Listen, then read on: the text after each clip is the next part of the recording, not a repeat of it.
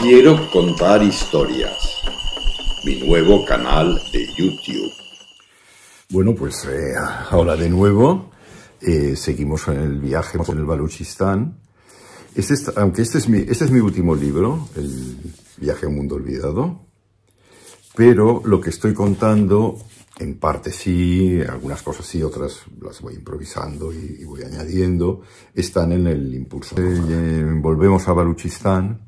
Estamos en el Land Rover cargado de excelentes melones de varias clases y sandías que íbamos comiendo, íbamos regalando, y así seguimos hasta Quetta.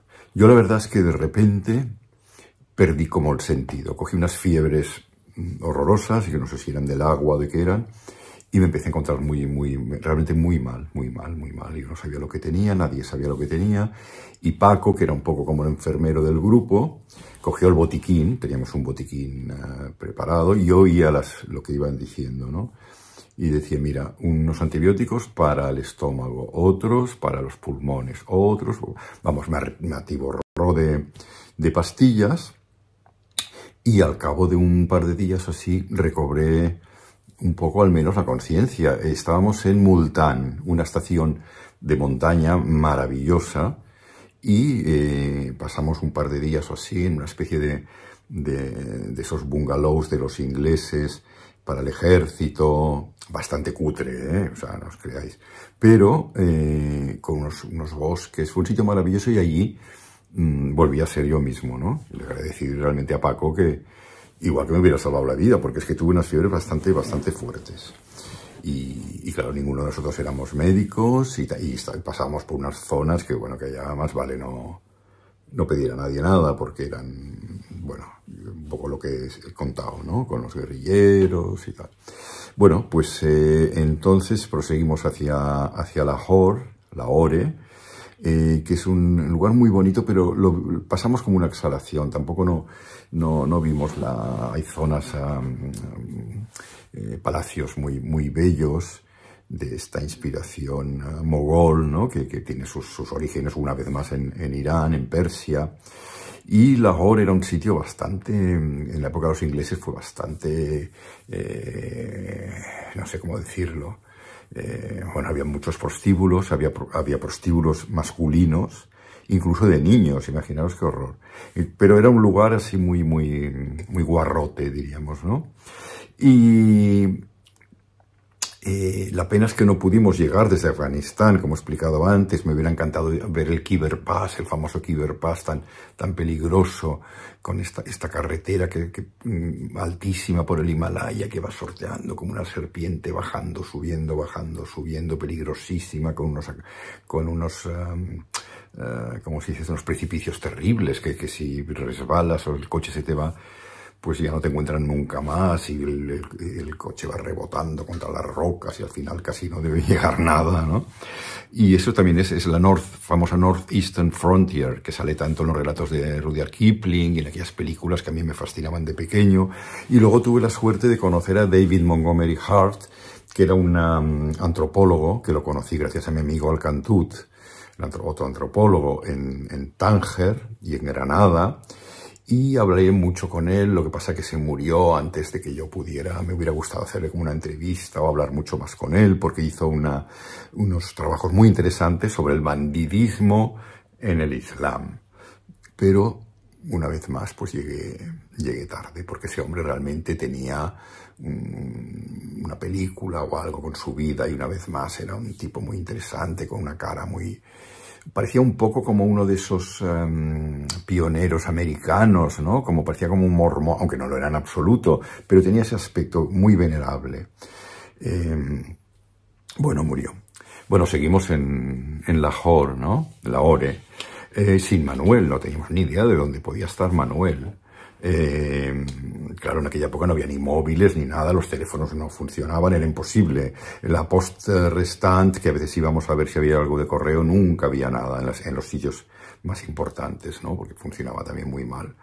A Manuel lo habíamos dejado en Turquía se quedó con su novia, su amiga, la hija del cónsul francés, entonces sí, estuvieron haciendo un poco de turismo por ahí, vivieron su romance, luego acabaron como el Rosario de la Aurora, me parece que no se volvieron a ver nunca más, y pasaron como percances. Yo cuando los veía, yo les decía, pero ¿cómo vais vestidos así? Estamos en pensar que era Turquía, en zonas muy remotas, no estoy hablando de Estambul, ni Ankara, ni Izmir, ni nada de eso, sino en zonas tocando al Mar Negro, incluso del interior, y Manuel iba con unos mini shorts, iba con unos shorts, había cortado unos tejanos así a través de la ingle, ella también iba muy corta y con unas camisas indias transparentes, y era una zona en la que el mismo Chefo, que iba con unas barbotas así, con unos pelos y unas barbas, le tiraban los tejos los hombres. En una zona que la gente estaba los hombres estaban muy reprimidos, las mujeres ni las veíamos,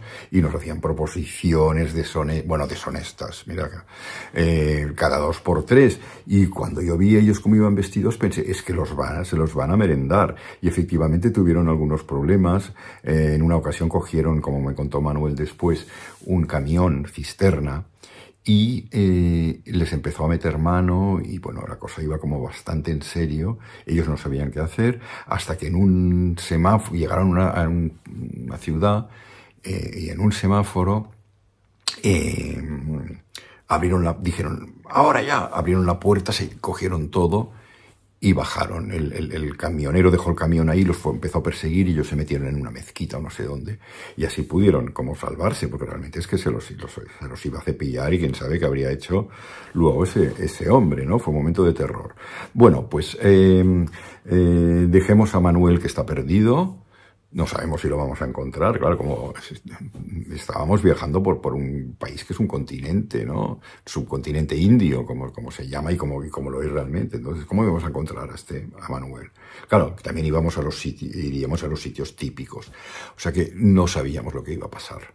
Estábamos seguros que en Delhi encontraríamos por fin una carta, lo que se llamaba un aerograma, eran como unos sobres que ya venían hechos y se cerraban y decían que iba más rápido, pero ves a saber, y en la poste restante que encontraríamos noticias suyas, ¿no? Bueno, ya no quiero adelantar. Bueno, entonces llegamos a la India, había un caos enorme en la frontera, porque los coches de un país no podían entrar en el otro, bueno, camiones detenidos ahí, otros allá, con gente, burros, de todo. Era muy caótico. Pasamos horas para poder cruzar aquella frontera. Horas. Y bueno, y de repente llegamos a la India y entramos en la India, y en uno de los primeros pueblos paramos para comer algo, un curry picante buenísimo, y oímos unos cánticos, como unos mantras. Dijimos, bueno, esto ya estamos en la India, desde luego. Seguimos el rastro de estos cánticos y llegamos a un templo en el que yo me quedé muy pasmado, porque había un dios enorme, el dios mono, Hanuman, enorme, todo recubierto como de sedas. Parecía un poco el planeta de los simios, pero mucho más, pero enorme, y con cosas de oro y tal. Y los pies eran descomunales, pero es que yo creo que el dedo gordo del pie me llegaba a mi rodilla o algo así. O sea, era como una especie de coloso, ¿no? Y entonces había mujeres con unos saris muy bien vestidas, haciendo pujas, las ofrendas que hacen a los dioses, pues colocando ahí piñas, cocos, arroz, no sé qué, restregaban flores, pétalos de rosa en los dedos. Yo me quedé, porque claro, yo venía de una educación como cristiana y así, ¿no? Entonces para mí aquello era como idolatría, lo que nos habían metido los curas en el colegio, ¿no? Cuando bajó Moisés de la montaña del Sinaí con las tablas, y se encontró su pueblo que habían vuelto los antiguos cultos, y estaban en una especie de orgía dedicándose a Baal, al dios Baal mesopotámico y de Oriente Medio antes de Yahvé y todo eso, ¿no? Y entonces yo me quedé fascinado, porque era como las películas, aquellas, La tumba india, esas películas que me habían que me habían hecho soñar de pequeño, ¿no? De Fritz Lang y todo eso. Y claro, aquellas mujeres ahí con el gran mono y tal. Bueno, luego continuamos. A todas esas hay que decir que el ambiente siempre estaba muy caldeado, porque era justo antes del monzón, pero el monzón aún no había roto, entonces había como electricidad en el ambiente, el cielo plomizo, una humedad espantosa. Y mientras nos dirigíamos a Amritsar, que es la capital de los Sikhs, de esa religión que fue fundada en el 18, me parece, no lo sé, que quería ser una especie de compromiso un poco raro entre hinduismo e islam, pero que tiene muchísimos seguidores y todos son muy inteligentes y son los que van con el turbante este típico y copan puestos muy importantes en el ejército. Bueno, de hecho, uno de ellos fue el que se cargó a Indira Gandhi. Y es gente como muy preparada y así, ¿no? Y entonces, justo un poquito antes de llegar a Amritsar, bueno, tronó el cielo como si fuera a estallar el monzón, que no me estalló. Y entonces, bueno, empezó a llover y a llover y a llover de esta manera que hay como burbujas en el suelo y más lluvia, todo negro, no se veía nada. Y entonces Paco dijo, salgamos, porque hacía mucho calor. Salimos del jeep y nos dejamos mojar durante minutos empapándonos, ¿no? de esa lluvia que traía la vida otra vez. Veíamos como la tierra agrietada se iba empapando, la vegetación cada vez más estaba como lustrosa, o sea, casi notabas como las plantas absorbían aquella agua para revivir, ¿no? Era otra vez la vida. O sea, fue un momento mágico. Y luego llegamos al templo este de oro de los Sikhs, ¿no? Y pasamos la noche ahí. No, creo que nos invitó alguien que quisieron meter mano, no sé quién. Bueno, siempre nos pasaban cosas así. Pero el templo era muy impresionante y ya es donde guardan el libro de oro. Los Sikhs estuvieron encantadores con nosotros, repartían grandes chapatis con dal, con la comida vegetariana y había filas de gente que venía de todas partes de la India, porque creo que era un día bastante señalado y bueno, las mujeres van con aquellas ropas muy bonitas, unas camisas súper amplias sobre unos pantalones abombachados de colores, como con un manto, pero un manto liviano, ¿eh? Y ellos pues iban con sus mejores galas también, con sus camisas amplias encima de pantalones de bombachos, con aquellos turbantes increíbles. Luego siempre llevaban como un puñalito, un puñal, como un sablecito pequeño, una pulsera metálica siempre, y el pelo no se lo podían cortar nunca. Entonces a veces se lo recogían con un recogebarbas, si es que se llama así, no sé, y luego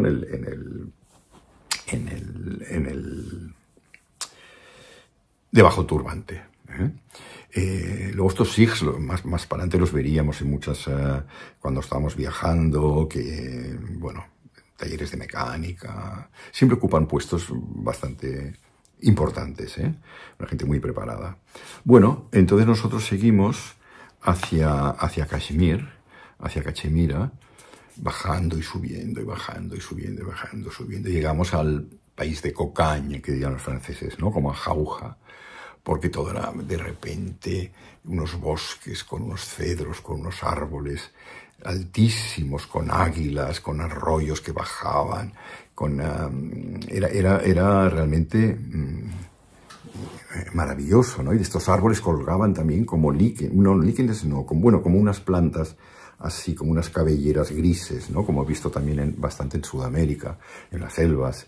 Y entonces nosotros dormíamos en teterías, habían estas casitas como colgadas al lado de la carretera. Los kashmiris estaban sentados en cuclillas, o agazapados en cuclillas, fumando la juca. Allá le llaman juca, es la shisha, la pipa, ¿no? Bueno, le metían bastante hashish así, porque por ahí hay mucho. Yo me acuerdo que fui a hacer un pipí por ahí y todo eran plantas de marihuana, pero silvestres. O sea, estaba lleno. Y bueno, estas teterías, ahí por 4 chavos te dejaban dormir, y era realmente un lugar maravilloso. Y venga a subir y bajar precipicios con los ríos al fondo y así, hasta que llegamos a Srinagar. Vaya nombre, ¿no? Qué bonito. Y allá fuimos a parar a casa de los Gusani, que era una familia típica de Kashmir, que tenían varios hijos, el patriarca, y allí nos establecimos muchos días. teníamos la shikara, que es la barca, estábamos en medio del lago, estábamos en una casa flotante, era una maravilla, veíamos por la mañana el lago todo gris cuando empezaba a amanecer, y después las aves maravillosas, los martín pescador, que a veces estaban estaban a medio metro nuestro, ¿no? Maravillosos, con aquel pico, y luego rojo, turquesa, blanco, y estaban inertes y de repente ¡fum!, se metían y salían con un pececillo maravilloso, ¿no? Era increíble aquel lago. Las mujeres con las barcas también, ellas vestidas de colores y con las barcas llenas de algas. Y después también pasaba una cosa muy rara, que tenían huertos flotantes, es decir, habían hecho huertos con cañas, con barro, con no sé qué, y eran como islas. Y luego iban poniendo tierra, no mucha para que no se hundiera, y luego ya plantaban tomates o judías o lo que fuera.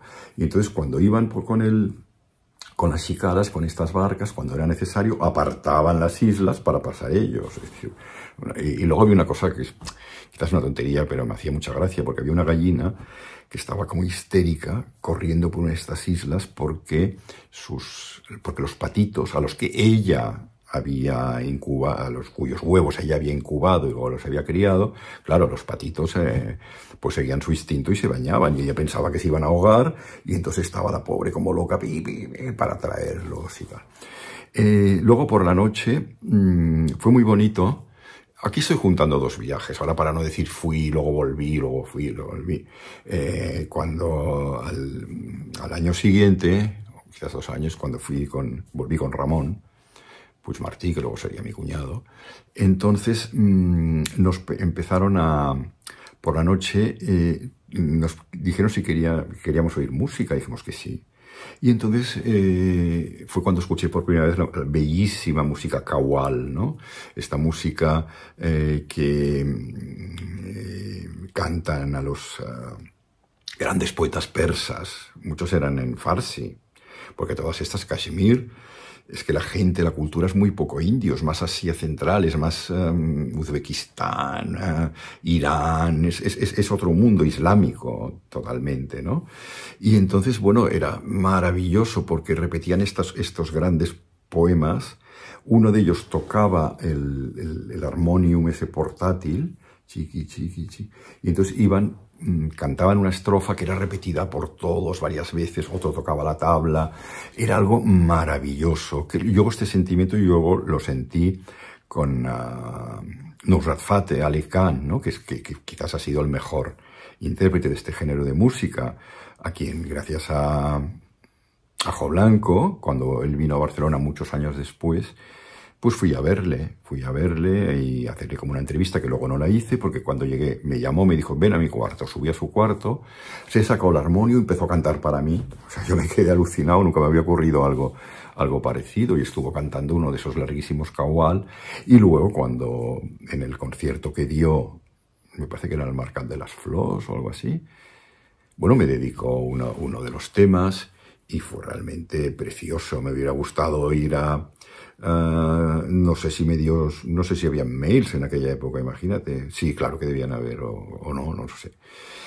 Pero me dio su teléfono, todo, para que le visitara cuando iba a la India o a Pakistán, pero murió, pobre hombre, porque estaba era un hombre enorme. Yo creo que su corazón no podía resistir aquella masa corpórea y acabó muriendo, pero es un gran intérprete.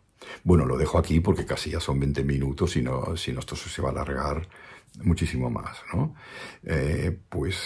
Un abrazo muy grande y que todo vaya muy bien. Esta mancha es de la pluma, que yo escribo con pluma y no sé, nunca he podido tener las manos limpias cuando escribo.